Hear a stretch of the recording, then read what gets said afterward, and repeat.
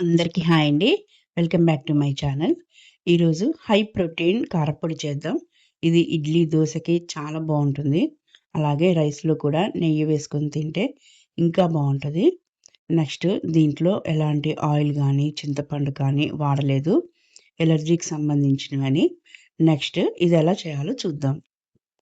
ముందుగా ఒక పాన్ పెట్టి 2 కప్పుల మినపగుళ్ళు వేయాలి. ఇవి కొంచెం మంచి క్వాలిటీ తీసుకోండి. వీటిని లైట్‌గా లో ఫ్లేమ్‌లో పెట్టి వేయించాలి. కలుపుతూనే ఉండాలి. ఒక 5-6 మినిట్స్‌లో చక్కగా వేగుతాయి. ఇవి వేగుతున్నప్పుడు మనకి మంచి అరోమా వస్తుంది. వీటిని ఒక ప్లేట్‌లోకి తీసుకోవాలి.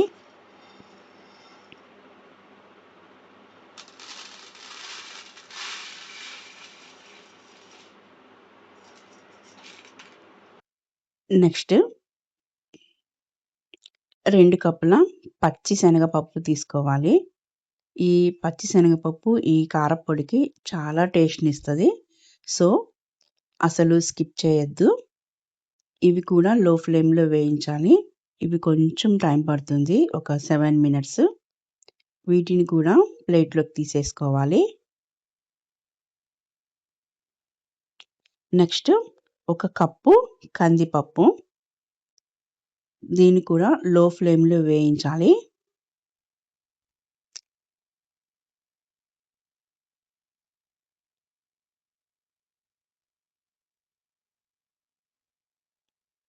దీన్ని ఒక ప్లేట్‌లోకి తీసేసుకోవాలి. నెక్స్ట్ అరకప్పు పెసరపప్పు తీసుకోవాలి. దీన్ని కూడా చక్కగా లో ఫ్లేమ్‌లో వేయించాలి. ఈ పెసరపప్పు వల్ల మనకి అన్ని పప్పులు వేసి మనకు ప్రోటీన్ పౌడరు రెడీ అవుతుంది. సో, దీన్ని కూడా చక్కగా వేయించి డిష్ ఔట్ చేయాలి.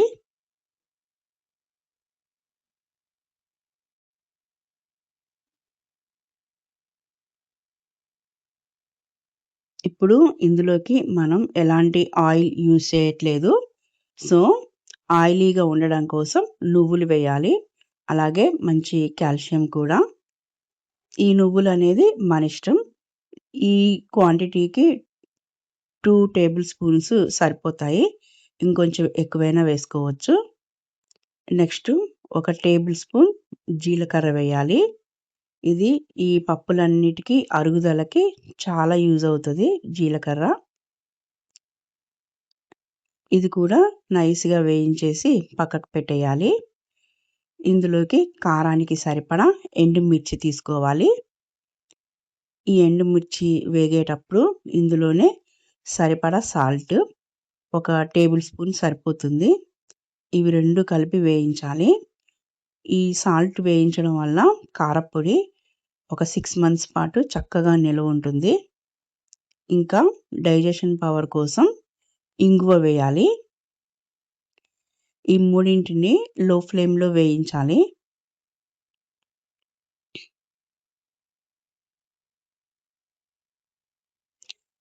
నెక్స్ట్ వీటిని కూడా ప్లేట్‌లోకి మార్చేసి ఇప్పుడు ఇందులోకి కరివేపాకు తీసుకోవాలి.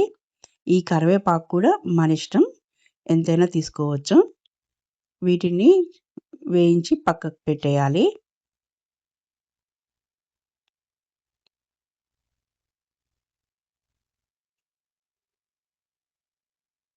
ఇవన్నీ చల్లారిన తర్వాత మిక్సీ పట్టేయాలి. ఎక్కువ క్వాంటిటీ ఉంటే 2 టైమ్స్ తీసుకోవచ్చు. అప్పుడే మనకి పౌడరు కరెక్ట్‌గా వస్తుంది. అంతేనండి. హై ప్రోటీన్ ఇడ్లీ పొడి రెడీ అయిపోయింది. చాలా టేస్టీగా ఉంటుంది. కావాల్సిన వాళ్ళు నెయ్యి వేసుకొని తినొచ్చు. లేపోతే డైరెక్ట్‌గా అయినా తినేయొచ్చు. చూసారు కదా! హై ప్రోటీన్ ఇడ్లీ పొడి ఎంత ఈజీగా చేసుకోవచ్చో. ఇది ఒక టేబుల్ స్పూను డైలీ తింటే మనకు కావాల్సిన ప్రోటీన్ వచ్చేస్తది. నెక్స్ట్ చాలా టేస్టీగా ఉంటుంది. ఓకేనా? నా వీడియో మీకు నచ్చినట్లయితే please like, share and subscribe my channel. మరిన్ని వీడియోస్‌తో మళ్ళీ కలుద్దాం. Thank you for watching.